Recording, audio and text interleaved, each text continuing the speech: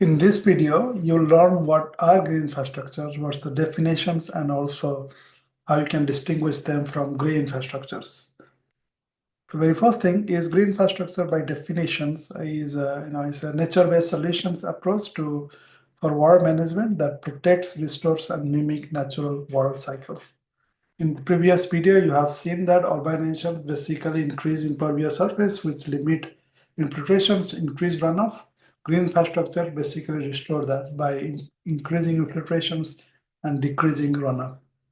These are the different examples of green infrastructures. We'll show you how each green infrastructure functions to either stores or infiltrate water.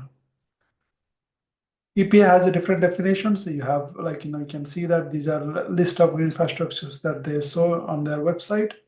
But basically, it has all the same things over here. And a key difference between gray infrastructures and green infrastructures is that in gray infrastructure is basically is the cementitious canals like a river. The primary function of gray infrastructure is to get rid of stormwater as quickly as possible. The goal here is to reduce flooding but not to capture. So that's why most of the gray infrastructures do not is basically not mimicking the natures. It doesn't give a lot of other functions or any ecosystem benefit. Whereas green infrastructures, it does the same functions. It's getting rid of stormwater, but it can be reused, it can be recharged into groundwater, as well as it can be before it can be it can be also treated. Whereas gray infrastructure, there is no treatment. And there are many acronyms of gray.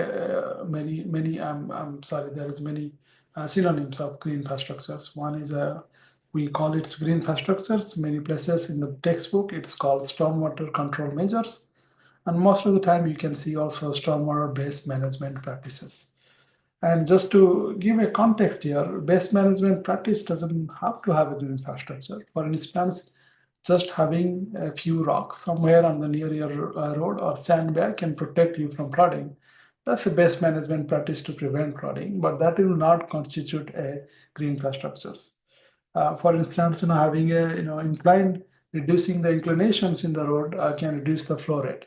That's basically a base management practice, but not necessarily a green infrastructures. So green infrastructure is basically the subset of BMP, but you can call them similar as stormwater control measures.